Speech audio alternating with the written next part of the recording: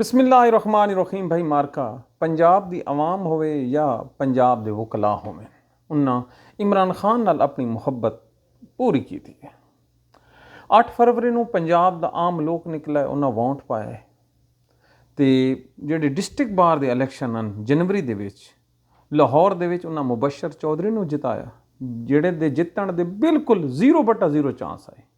ਫਿਰ high court ਦੇ ਇੰਤਖਾਬਾਤ ਦੇ ਵਿੱਚ ਆਸਿਫ ਨਿਸਵਾਣਾ ਤੇ ਪੂਰੀ ਕਾਬੀਨਾ ਕੈਦੀ ਨੰਬਰ 804 ਜਿਤਾ ਕੇ ਲਗਾ ਗਿਆ। ਇਮਰਾਨ ਖਾਨ ਦੇ ਵੋਟਰਾਂ ਤੇ ਇਹਨਾਂ ਨੂੰ ਇੱਜ਼ਤ ਦਿੱਤੀ ਹੈ, ਲੇਕਿਨ ਇਹ ਜਿਹੜੀ ਆਵਾਮ ਦੀ ਤਵੱਕੋ ਆਈ MP MNA ਦੇ ਉੱਤੇ ਤੇ ਇਹ ਜਿਹੜੇ ਬਾਹਰ ਦੇ ਸੈਕਟਰੀ ਤੇ ਸਦਰ ਹਨ, ਇਹਨਾਂ ਉਸ ਤਵੱਕੁਆਤ ਦੇ ਉੱਤੇ ਪੂਰੇ ਨਹੀਂ ਉਤਰ ਸਕੇ। ਹੁਣ ਜ਼ਰਾ ਸੁਣੋ ਅਸਲ ਗੱਲ ਕਿਹੜੀ ਹੈ। ਇਫਤਿਖਾਰ ਮੁਹੰਮਦ ਚੌਧਰੀ ਦੀ ਤਹਿਰੀਕ ਦੇ ਵਿੱਚ ਇੱਕ ਰਿਵਾਇਤ ਆਈ ਕਿ ਹਰ ਜੁਮਰਾਤ ਨੂੰ ਵਕਲਾ ਮਾਲ ਰੋਡ ਦੇ ਉੱਤੇ ਇੱਕ ਰੈਲੀ ਕੱਢਦੇ ਹਨ, ਜਿਹੜੀ ਅਸੈਂਬਲੀ ਹਾਲ ਜਾਂ ਰੀਗਲ ਚੌਕ ਤੇ ਜਾ ਕੇ ਖਤਮ ਹੋ ਪੈਂਦੀ ਹੈ।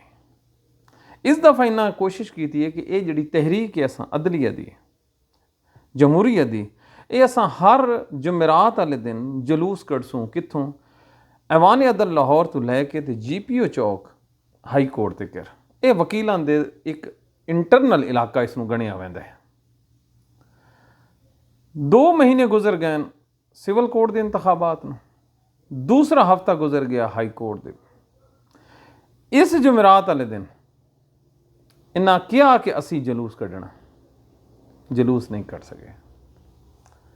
ਤੇ ਵਤ ਮੇਰੀ ਗੱਲ ਦੱਸੋ, ਅਗਰ ਤੁਸੀਂ ਇੱਕ ਜਲੂਸ ਵੀ ਨਾ ਕੱਢ ਸਕੇ ਤੇ ਫਿਰ ਤੁਸੀਂ ਇਮਰਾਨ ਖਾਨ ਨਾਲ ਹੱਕ ਤਾਂ ਅਦਾ ਨਹੀਂ ਕੀਤਾ ਨਾ। ਤੁਹਾਡੇ ਤੇ ਉਹਨਾਂ ਜਿੱਤੇ ਹੋਏ MP MNA ਕਿਹੜਾ ਫਰਕ ਹੈ? ਜਿਹੜੇ ਘਰਾਂ 'ਚ ਬੈਠੇ ਨੇ ਤੇ ਉਹਦੇ ਇੰਜੋਏ ਕਰਨ ਦੇ ਬੈਠੇ, ਤੁਸੀਂ ਵੀ ਉਹ ਰੀਤ। ਆਮ ਵੋਟਰ ਕੀ ਕਰੇ? ਉਸ ਤੋਂ ਵੋਟ ਕਾਸਟ ਕੀਤਾ, ਤੁਹਾਨੂੰ ਮੋਢਿਆਂ ਤੇ ਵੀ ਚੁੱਕਿਆ, ਤੁਹਾਡੇ ਨਾਂ ਦੇ ਨਾਰੇ ਵੀ ਲਾਏ, ਤੁਹਾਡਾ ਖਰਚਾ ਵੀ ਨਹੀਂ ਹੋਣ ਦਿੱਤਾ ਤੇ ਤੁਹਾਨੂੰ ਮਕਾਮ ਤੇ ਵੀ ਪਹੁੰਚਾ ਛੱਡਿਆ ਨੇ। ਹੁਣ ਤੁਸੀਂ ਆਖੋ ਕਿ ਅਸੀਂ ਤਾਂ ਪਿੱਛੇ ਬੈਠੇ ਹਾਂ ਤੇ ਲੋਕ ਪਹਿਲੇ ਅੱਗੇ ਆਵੇ ਤੇ ਫਿਰ ਜਿਹੜੇ ਮੈਦਾਨ ਸੱਜ ਵੰਨੇ ਤੇ ਤੁਸੀਂ ਸਟੇਜ ਤੇ ਆ ਵੰਨ ਬਿਸਮਿਲ੍ਲਾ ਕਰਾਂ ਤੇ ਫਿਰ ਤੁਸੀਂ ਇਲੈਕਸ਼ਨ ਤੇ ਖੜੇ ਕਿਉਂ ਹੋਏ ਹੋ? ਕਿਆ ਫੇਸਬੁੱਕ ਤੇ ਕਿਆ ਟਵਿੱਟਰ ਤੇ ਟਿਕਟੌਕ ਦੇ ਉੱਤੇ ਤੁਸੀਂ ਕੰਪੇਨ ਕਰਨੀ ਹੈ ਤੇ ਉਸਨੂੰ ਲੀਡ ਕਰਨਾ ਹੈ, ਤੇ ਉਸ ਨਾਲੋਂ ਤਾਂ ਚੰਗੀ ਆਵਾਮ ਖੁਦ ਹੈ। ਤੁਹਾਨੂੰ ਤਾਂ ਇਸ ਵਾਸਤੇ ਮੁੰਤਖਬ ਕੀਤਾ ਗਿਆ ਕਿ ਤੁਸੀਂ ਫਿਜ਼ੀਕਲੀ ਰੈਜ਼ਿਸਟੈਂਸ ਸ਼ੋ ਕਰਨੀ ਹੈ ਤੇ ਅਨਫੋਰਚੂਨੇਟਲੀ ਤੁਸੀਂ ਉਹ ਰੈਜ਼ਿਸਟੈਂਸ ਸ਼ੋ ਨਾ ਕਰ ਸਕੇ। ਇਹ ਹੈ ਨੇ ਇਸ ਮੁਲਕ ਦੀ ਹਾਲਤ। ਹੁਣ ਦੱਸੋ ਕਿਹੜੇ ਪਾਸੇ ਤੁਹਾਨੂੰ ਲੈ ਕੇ ਚੱਲੀਏ? ਹਰ ਪਾਸੇ ਜਿਸ ਆਦਮੀ ਦੇ ਉੱਤੇ ਵੀ ਤਵੱਕੋ ਆਉਂਦੀ ਹੈ, ਅਨਫੋਰਚੂਨੇਟਲੀ ਮਾਜ਼ਰਤ ਨਾਲ ਉਹ ਆਦਮੀ ਆਪਣੀ ਤਵੱਕੋ ਤੇ ਪੂਰਾ ਨਹੀਂ ਉਤਰਦਾ। ਇਹ ਅਲਮੀਆਂ ਨੇ। ਹੁਣ ਸਾਰੀ ਦੀ ਸਾਰੀ ਜ਼ਿੰਮੇਵਾਰੀ ਤੁਹਾਡੇ ਨਾਲ ਇਹ ਮੁੱਦਾ ਰੱਖਣ ਦੀ ਮਕਸਦ ਕੀ ਹੈ ਕਿ ਜ਼ਿੰਮੇਵਾਰੀ ਕਿਸ ਦੀ ਹੈ?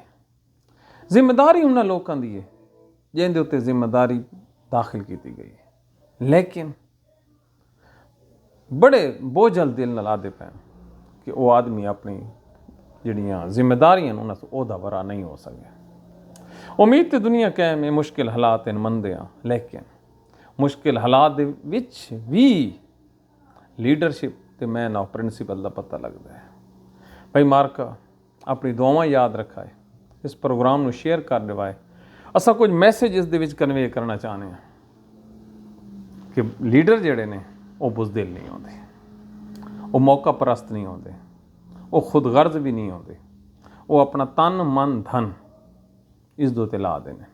ਅਤੇ ਯਕੀਨਨ ਤੁਹਾਨੂੰ ਵੀ ਇਹ ਜਿਹੜੇ ਲੀਡਰਾਂ ਨੇ ਇਹਨਾਂ ਵਾਸਤੇ ਤਵੱਕੋ ਰੱਖਣੀ ਪਊ ਸੀ, ਇਹਨਾਂ ਨੂੰ ਪੁਸ਼ ਕਰਨਾ ਪਿਆ ਸੀ ਕਿ ਆਪਣੇ ਨਾਅਰਿਆਂ ਦੇ ਉੱਤੇ, ਆਪਣੇ ਮਨਸ਼ੂਰ ਦੇ ਉੱਤੇ, ਆਪਣੇ ਵਾਅਦਿਆਂ ਦੇ ਉੱਤੇ ਅਮਲ ਕਰਨ।